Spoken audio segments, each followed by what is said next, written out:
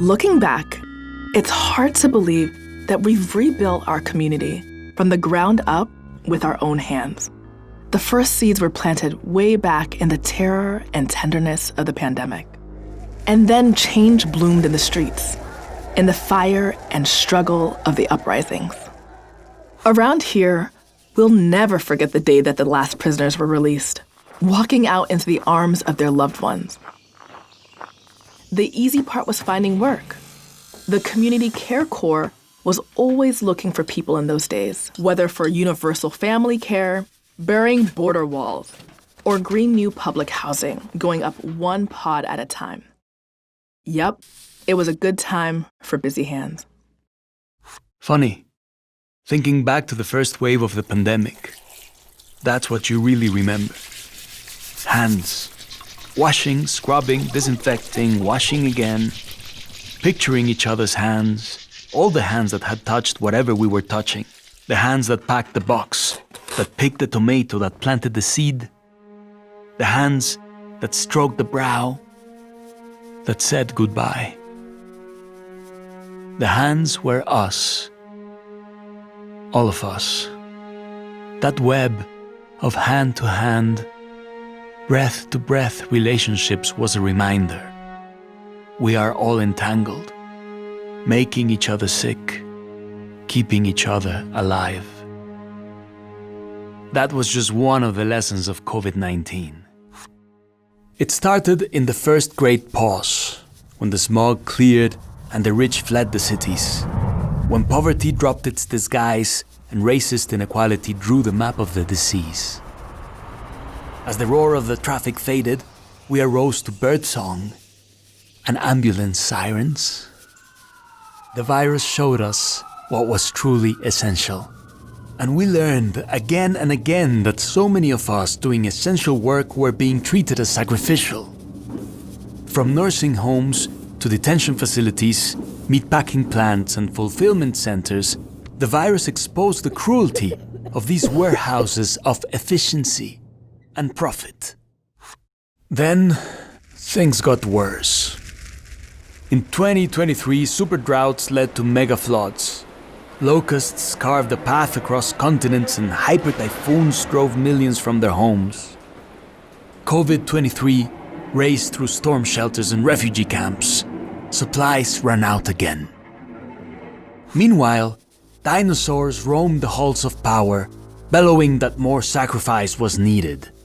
But every time they cranked up that rusty old machine called economic growth, the cloud of sickness and death grew. And we couldn't breathe. Couldn't breathe from the asthma in our polluted communities, from the smoke of those fires. We couldn't breathe with a knee on our necks, in the clouds of tear gas as we shouted, "Black Lives Matter." And that is how the virus changed everything. We finally understood that we couldn't keep patching up the same broken systems. We had to build something new. What was needed was a spark. That spark was us. After months of organizing, the viral rent strike was like a starting gun. Then came the essential workers' strike.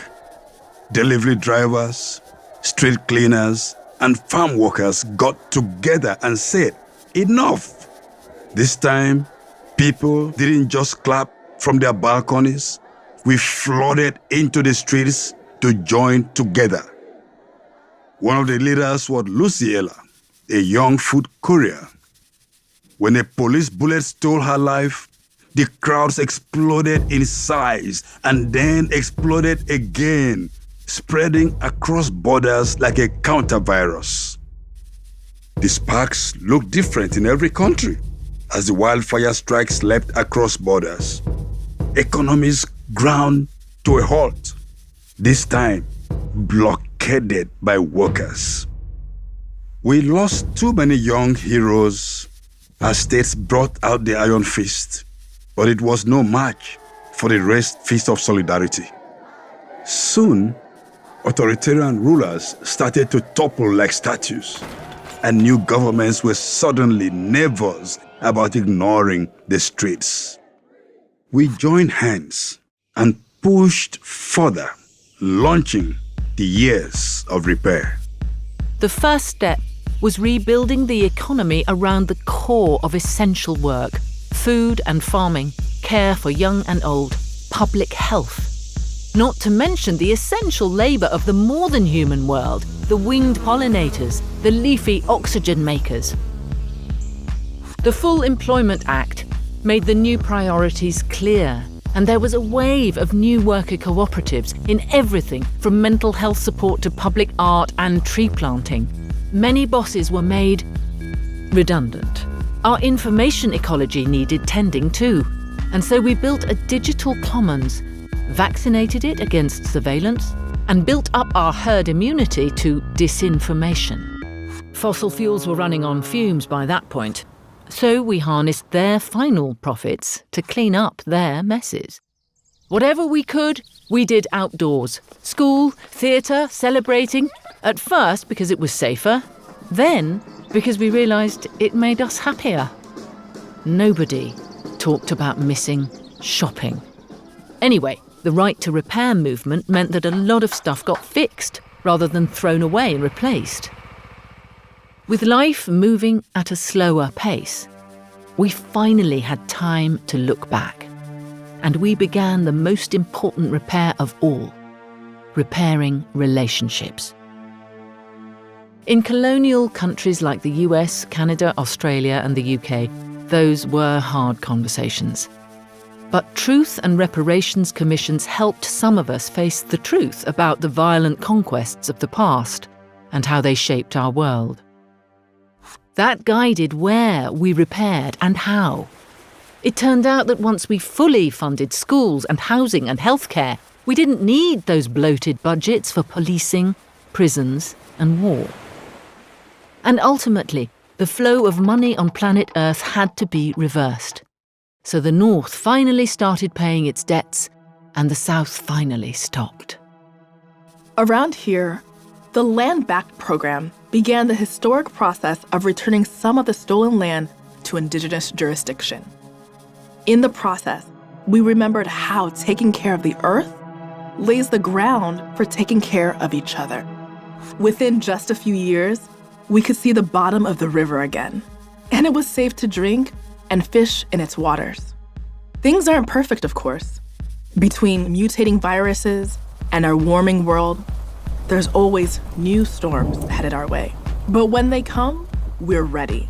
With our networks of nurses and neighbors, our small farms and big forests, our systems of care and repair.